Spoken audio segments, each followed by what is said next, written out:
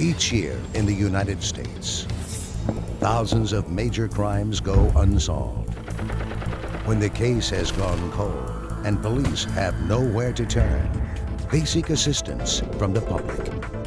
This is a program dedicated to solving these cases. This is Crime Stoppers Case Files. Good evening, and thank you for joining us for another Northeast Ohio edition of Crime Stoppers Case Files. I'm Bob France. There are over 1,400 Crime Stoppers organizations operating around the world. These organizations empower citizens like you to become directly and anonymously involved in fighting crime in our communities. We see the positive impact of this every day in Northeast Ohio, as Crime Stoppers has become an important law enforcement tool, a proactive approach to removing dangerous criminals from the streets and making them safer for everyone. Each week on this television program, we'll share facts with you from unsolved cases, and you'll have the opportunity to submit information that may help investigators, possibly earning yourself a cash reward without ever having to give your name. Let's get to work. On December 22nd, 2009, 32-year-old Jeron Morrison was shot and killed walking to a store near East 115th and Superior Avenue. Here's the story. Jeron, like his son, was very active. At 6 months, he started walking. By the time he was a year old, he had a mouthful of teeth. Ron, as a brother, got into a lot of stuff. Me and him were like cut buddies. Anytime you seen him, you seen me. I met Jeron through a friend back in 1996. From that point on, we just kind of clicked and got a relationship together and stayed together. As we got older, we started to click more, and things he liked that I liked. We did basically the same things, always wearing the same places. We always talked about growing old together, having grandkids, a big family, cookouts, the big house, you know, just being together. He liked music. He used to step out the house and go sit on the neighbor's porch because when Saturday, our neighbor would play music. And he'd be sitting on the porch just patting his feet. He liked to talk, he liked to laugh, he liked to joke around. He didn't meet anyone that he didn't get along with. He was very athletic, loved football, loved baseball, had a good arm. He could throw a ball like you wouldn't believe. Very outgoing, charismatic, enjoyed people, people enjoyed him. He was loved by everyone. If you met him, you couldn't help but love him. If he was sad, he'd make you smile, laugh. He'd listen to you. He was fun, friendly, outgoing, couldn't sit still, always doing something. He had joined the Muslim religion. He used to preach to me and my daughter about it after his death. My daughter and I both have become Muslim. We feel closer to him, and I understand why he was a Muslim now. We had 2 kids together, and he never got a chance to see the baby boy. So he doesn't even know that he had a son, and that's something he really wanted. Not until his death did I remember when he was younger, making the statement, "You're growing up too fast, you're gonna die young." Cleveland EMS and Fire, what is the location of your emergency? We came on 115th and Superior, ma'am. The church on the corner, and next to the church there's a car wash. Okay. And the young lady, she came to my door because she don't have a phone. She said she was walking past. She seen a guy laying there bleeding from the head, but she heard a gunshot. Are you with the patient now? No, ma'am. I'm in my house. She went back there. She knows the patient was conscious? She said she heard a moan. Was he breathing? I don't know. You don't know? That's fine. No, ma'am. And you think it was a gunshot? I just heard a gunshot outside. In the early morning hours of December the 22nd of 2009, Jaron Morrison was walking on Superior Avenue near the intersection of East 115th. We believe that his intention was to walk to a convenience store that was very close to his girlfriend's house. Our investigation showed that the store had closed already, so he was walking to another store that was a considerable distance away. We don't know exactly what the last moments of Jeron's life were like. We can surmise that he's confronted by 1 or 2 suspects. At least one of the suspects has a large caliber revolver. From the area where the shooting takes place, it's conjecture that he may have been trying to flee and as he does so, he is shot in the back of the head. His body was found at East 115th and Superior next to a storefront church. There is a narrow walkway that led along the side of the church. The church was on one side, a cyclone fence that surrounded the parking lot of a car wash adjacent to it was on the right-hand side. He was found about 6 feet north of the sidewalk along this walkway. He probably was either herded into that walkway because it was sheltered, concealed, and then he turns and tries to run. And as he does so, he is shot in the back of the head. We were able to locate witnesses who observed one of the suspects who appeared to be going through the pockets of Jeron's coat, which was stolen from him. He threw the coat on the ground, and they saw one or two males running from the area where the shot was. I got a phone call. My mom was on the phone, a little hysterical. She said, I have to get to Huron Road immediately because I probably will not be seeing my brother anymore. So immediately I get up and I leave out and I go up to Huron Hospital. I talked to a nurse. She just asked me a couple questions, told me that I could go in, that it wouldn't be easy, it wouldn't be good. And when I got into the room, they said he had one gunshot to the head. He had just a lot of blood everywhere. I got in the hospital. I just broke down.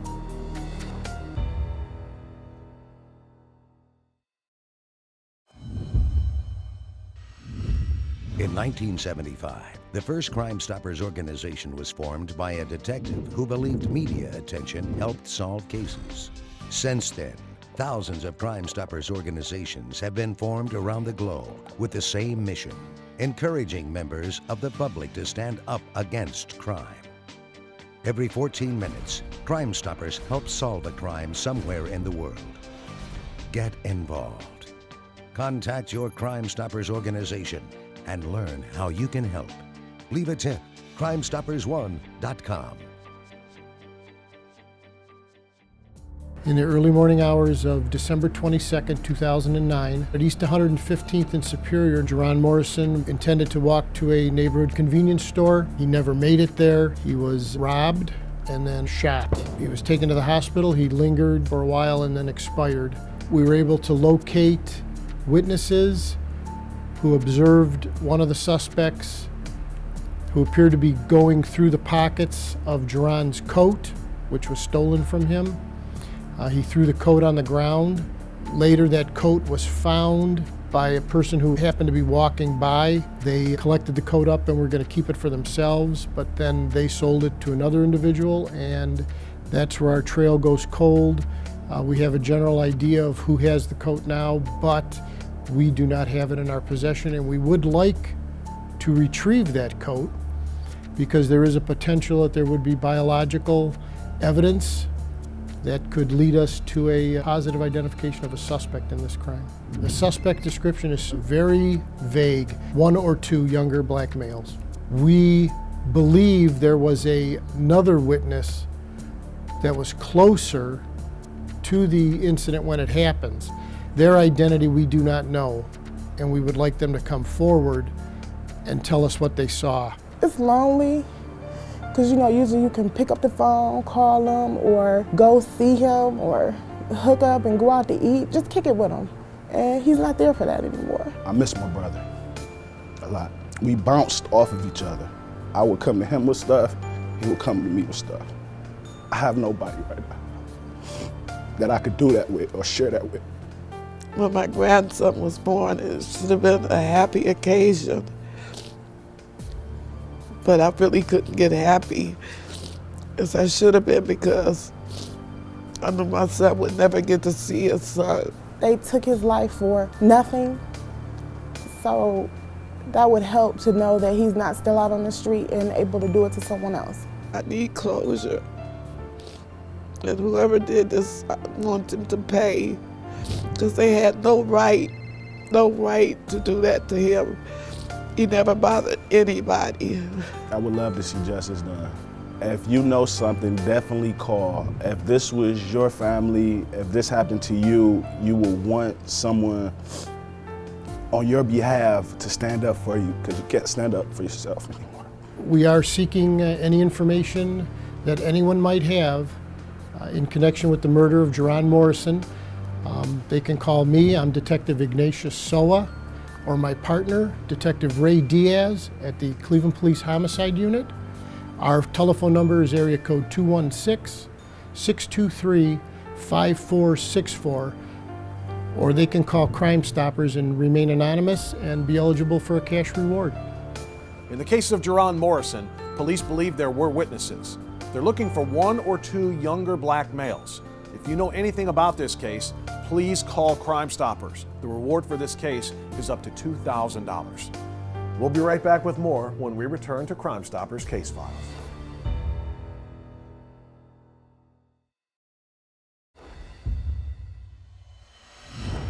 On September 12th, 2005, Eligio Matthew Galarza was shot during a street brawl near West 98th and Denison Avenue. Here's the story. It was kind of crazy because I was a single child for 8 years, so him coming in, it was kind of like, oh, I'm not the, I wasn't spoiled anymore, and my mom, she wanted a boy so bad, and when she got him, she was like so happy. I bring to the school every morning, to kindergarten, to 4th grade, until 6th grade, I think. And he's very good. He's very smart. He knows miss school day. All teachers, the principal, Mrs. Sales, tell me, oh, you have a good son, quiet boy. He put attention, and he bring home only straight A's. Matt, he was a really caring person. He was a jokester. He would tell you all these jokes. I was 6 when my Uncle Matt died. He was funny, nice. We wrestled with each other, had fun. Sometimes we watched TV. He was quiet. He really didn't say too much, and unless something bothered him, he would say something, but he was really a quiet, humble person. He have good heart. He tell me, Mama, I have clothes, shoes. I give to my neighbor. The fathers can't force the money to buy good stuff, a brand name stuff. And he give to the neighbor, to his friend, shoes, tennis shoes, clothes. He had very good heart. We had a big age difference. We're 8 years apart. So he used to always, tag along with me. And then I met my husband when I was real young, when I was 15. So when he was tag along, he was real little. And my husband never had a brother. So my brother was his brother. So he used to always look up to him. And we go to the movies or skating, he would go with us. When I am young, I ask to God for my son and my daughter. And thank God he gave me. But now I lose my son. September 12th of 2005, we responded to the area of West 98th and Denison for a gunshot that was fired on the streets, and we found our victim, Eligio Matthew Galarza, dead on the front lawn of the house. Talking to people on the scene, we had learned that there was an earlier altercation between 2 families. One family lived across the street and the other one on the other side. Some type of allegation was made, and 2 of the family members met each other in the middle of the street. There was a little pushing and shoving going on, and one of the elder family members came out, broke up the fight, and each member went back to their house. The police were called for this incident, and they did respond. Both of the parties were talked to, and they were advised where they needed to go to file a complaint against the family members. At this time, it was settled. However, tempers were still boiling. People were still upset about what happened, and some phone calls were starting to be made to friends and other family members. About an hour to 2 hours later, different family members and friends of both families started to arrive on the street. Witnesses report that there were in excess of 20, 30, even 40 people on both sides of the street. There was some talking back and forth between the groups, and apparently something was said that escalated. 2 of the groups began to start to walk towards each other, and just as they were reaching the street, there was gunfire. When the gunfire stopped, our victim, Eligio Galarza, was found on the front lawn in front of the house. He had suffered a single gunshot wound to the back of the head. We do know from witnesses that there were in excess of 20 to 30 gunshots fired, and the evidence on the scene also indicate that the gunfire was coming from both sides of the street. He was actually dead on arrival, so he was alive when the ambulance came, but on his way to the hospital, he passed away. My husband was calling me, and I was like, what's going on? And then he's like, you need to come home, something's wrong with your brother. I'm like, well, what happened? And then he was like, Matt's gone. And I said, what do you mean he's gone? I was like, he's been shot in the head. And I was like, what do you mean he's gone?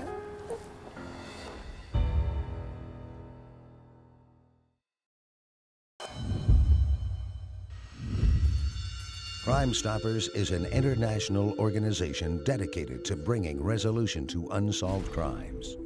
Members of the public work with police to make the world a safer place. Since 1975, thousands of Crime Stoppers organizations worldwide have helped make over 1 million arrests. Crime Stoppers acts as your advocate, keeping you anonymous and ensuring that your information gets to the right law enforcement agency. To leave a tip, log on to www.crimestoppersone.com. On September 12, 2005, Matthew Galarza, who was 18 years old, was found shot and killed on the front lawn on West 98th Street, just south of Denison. Talking to people on the scene, we had learned that there was an earlier altercation between two families, and some phone calls were starting to be made to friends and other family members. About an hour to 2 hours later, different family members and friends of both families started to arrive on the street. And apparently something was said that escalated. Two of the groups began to start to walk towards each other, and just as they were reaching the street, there was gunfire. When the gunfire stopped, our victim, Eligio Galarza, was found on the front lawn in front of the house. A lot of people took off running. They went running through backyards, jumping fences. We've talked to people on the next streets that report 10, 15 people running through backyards. We are not sure where that gunshot came from. Could have come from his friends or the people behind him, or when the gunfire started, he took off running, and it could have come from across the street. We arrived on scene. We talked to everybody on the street that was there. They report there was gunshots, but nobody could tell us who had a gun in their hand. We found evidence on the scene that there were at least 2 types of weapon used, and both weapons were automatics. We towed multiple cars from the area. We got search warrants looking for weapons, and we couldn't find anything. And we still have not been able to determine who actually had a gun and who was firing that night. Witnesses report our description as black males, ages 18 to 30, and this was in 2005, so they'd be in their mid-20s to mid-30s. People across the street were described as Hispanic males and some white males. What we're looking for is for someone to come forward and tell us who actually was doing the shooting. For one bad person cut his life to my son is not fair, because he's young, he can't go to school no more, he no have fun, he no enjoy the life, because somebody killed for nothing, with no reason. Him being gone, it's really affected us a lot, because obviously when I see his room or other people talk about their brother, it's it's really sad, because I don't have one anymore. It is something so senseless that was over something that wasn't even about him. I'm a happy lady, but after somebody killed him, I'm not happy no more. I cry for my son every day. I go in bed, depression from my son die. I would love someone to just come and then, think about if it's your brother or sister, how would you feel if someone, murdered them and they're walking the streets? I just hope they have in their heart, if they know something, to come forward. And it's not about just getting revenge, it's just, having justice for what happened to them. If they caught the guy who killed my uncle, it would make my mom and grandma happier. When I find out who killed him, I think I feel better, because he got to pay for what he make.